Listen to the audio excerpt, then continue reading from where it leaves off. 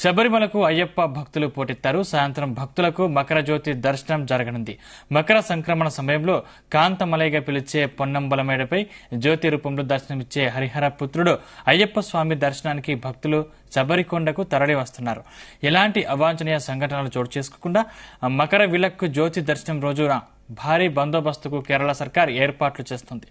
ప్రస్తుతం ఉన్న భద్రతకు తోడు అదనంగా 5,000 మందిని మోహరించనుంది. మకర విలక్కు సీజన్ ప్రశాంతంగా ముగిసేందుకు పలు ప్రాంతాల్లో వాహనాలు భక్తులకు నిషేధాజ్ఞలు విధించినట్లు తెలిసింది.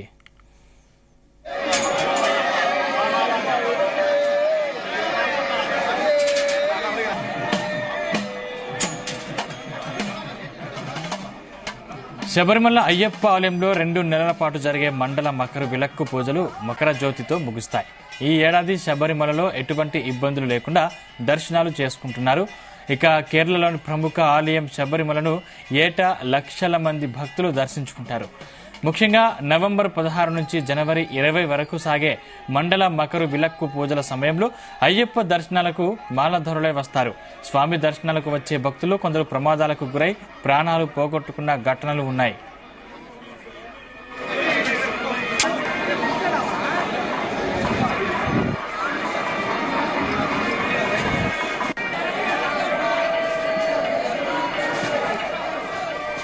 మకర జ్యోతి దర్శనానికి ఈసారి అయ్యన్నమల వ్యూ పాయింట్లో ఎవరిని అనుమతించరు. పందలం నుంచి శబరిమలకు తిరువాభరణాలను ఊరేగింపుగా తీసుకెళ్లే మార్గంలో ట్రక్కుల రాకపోకలను నిషేధించారు. మకర జ్యోతి అనంతరం భక్తులు నీలక్కల్కు తిరిగి వెళ్లేలా కేఎస్ఆర్టీసీకి చెందిన 300 బస్సులు అందుబాటులో ఉంటాయి. అయ్యప్ప దర్శనం పూర్తయిన భక్తులు మకర జ్యోతి కోసం సన్నిధానంలో ఉండకుండా సంబంధిత వ్యూ పాయింట్లకు తరలిస్తారు. అక్కడ ప్రత్యేక భద్రతా ఏర్పాట్లు చేశారు.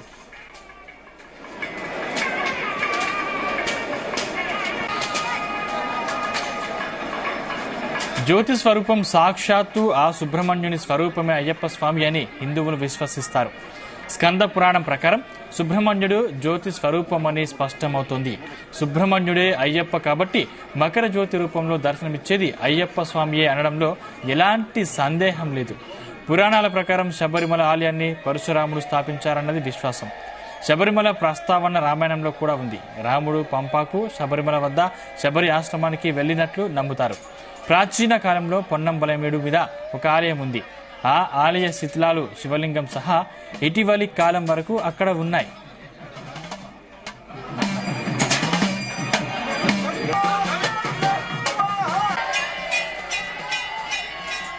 మకర సంక్రాంతి సాయంత్రం 6 గంటల నుంచి 8 గంటల లోపు ఆలయానికి ఈశాన్య దిశలో పర్వత శ్రేణుల నుంచి వెలుగులీనుతూ జ్యోతి రూపంలో దర్శనమిచ్చే కాంతిపుంజంగా అయ్యప్ప స్వరూపం చూడటానికి భక్తులు ఉదయం నుంచి నిరీక్షిస్తుంటారు. ఈ జ్యోతి దర్శనం చేసిన వారికి జన్మరాహిత్యం కలుగుతోందని విశ్వాసం. శబరిమలలో మకర జ్యోతి దర్శనానికి ముందు పందాలం నుంచి తెచ్చిన తిరువాభరణాలు ఆలయ ప్రధాన అర్చకులు స్వామికి అలంకరిస్తారు. అనంతరం మూలమూర్తికి హారతిస్తారు. ఆ వెంటనే పొన్నంబలమేరుడు పర్వత శిఖరాల్లో కాంతు లీనుతూ మకర జ్యోతి దర్శనమిస్తుంది. ఇవన్నీ ఏకకాలంలో జరుగుతాయి.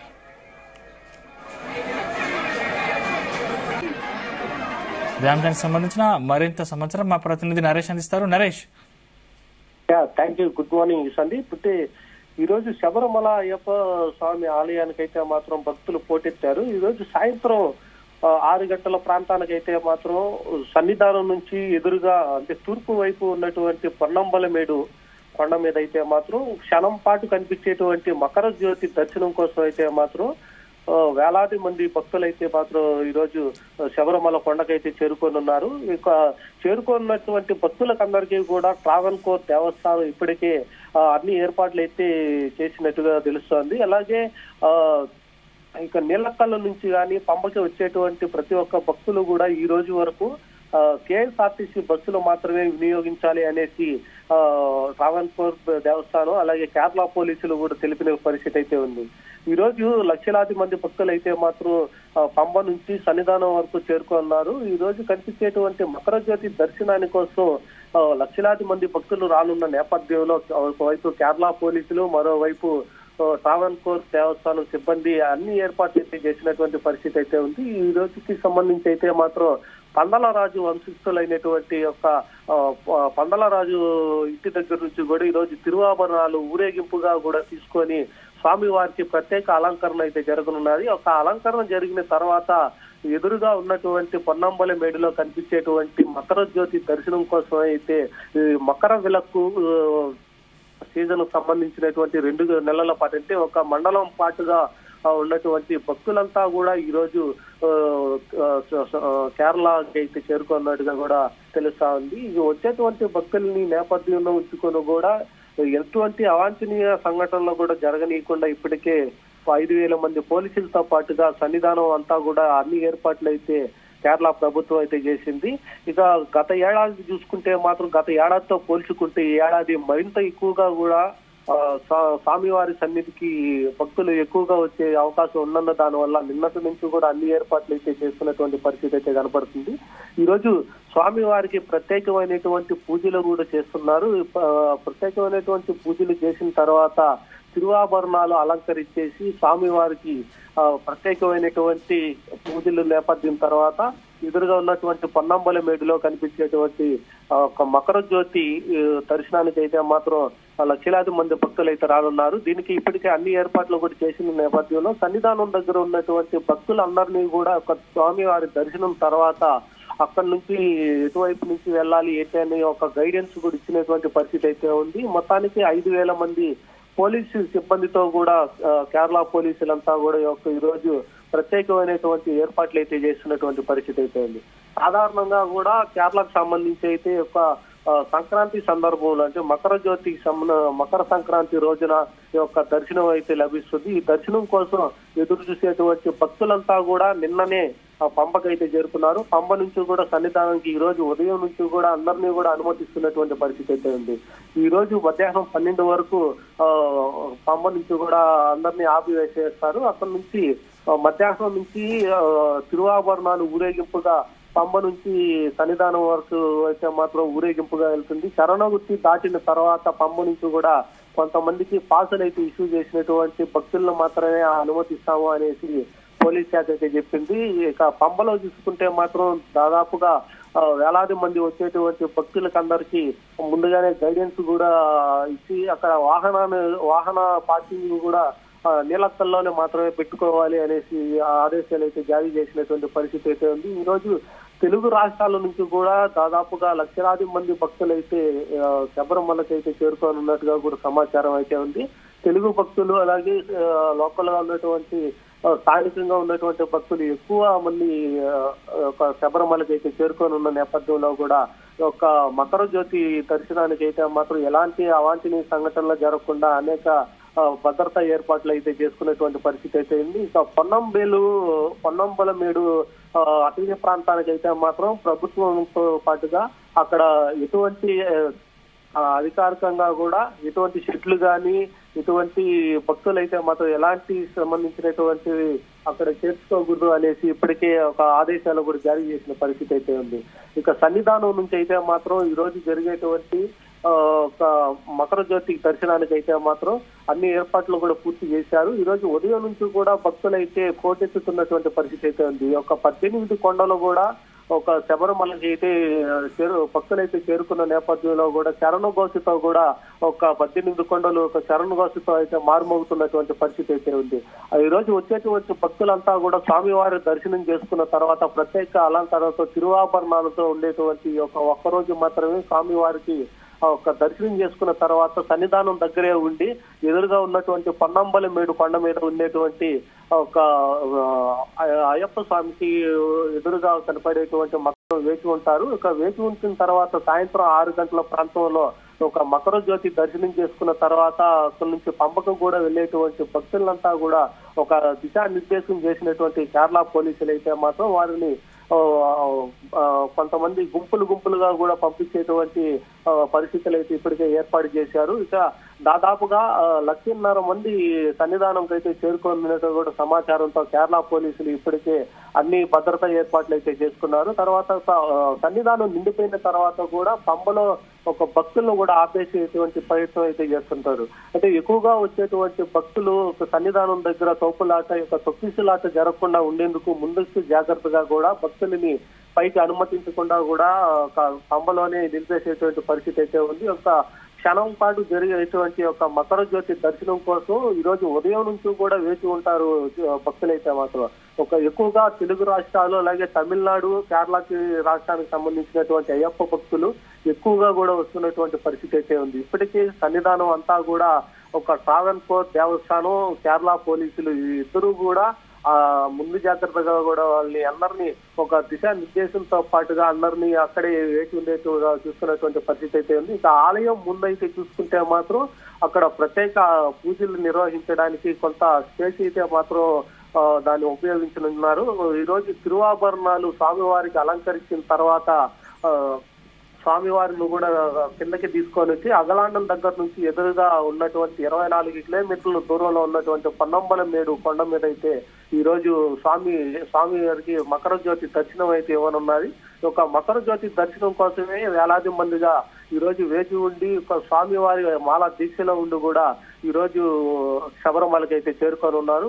చేరుకున్నటువంటి ప్రతి ఒక్క భక్తునికి అందరికీ ఎలాంటి అవాంఛనీయ సంఘటనలు కూడా జరగనీయకుండా అన్ని ఏర్పాట్లు అయితే ఇప్పటికే సిద్ధం చేసినట్టుగా కూడా తెలుస్తా ఉంది. దీనికి ప్రత్యేకంగా సన్నిధానం వరకే 5,000 మంది కేరళ పోలీసులతో పాటుగా బందోబస్తు కూడా నిర్వహించినట్టుగా కేరళ ప్రభుత్వం అయితే చెప్తున్నారు. ఇది కేరళ ప్రభుత్వంలో అలాగే ఒక ట్రావెన్కోర్ దేవస్థానానికి సంబంధించినటువంటి ప్రధాన ఆలయంలో ఉన్నటువంటి శబరిమల అయ్యప్ప స్వామి ఆలయం ఒక ప్రత్యేకమైనటువంటి రోజుగా కూడా ఉంది. ఈ రోజు మకర జ్యోతి దర్శనం కోసం వచ్చేటువంటి ప్రతి ఒక్క భక్తునికి ఒక మకర జ్యోతి దర్శనం చేపించుకున్న తర్వాత క్షేమంగా కూడా వాళ్ళు ఇంటికి తిరిగి వెళ్లేలాగా అన్ని ఏర్పాట్లు అయితే ఇప్పటివరకు చేసుకున్నటువంటి ప్రయత్నాలు అయితే కేరళ ప్రభుత్వం అలాగే ట్రావెన్కోర్ దేవస్థానం అయితే చేస్తున్నటువంటి పరిస్థితులు అయితే కనిపిస్తుంది.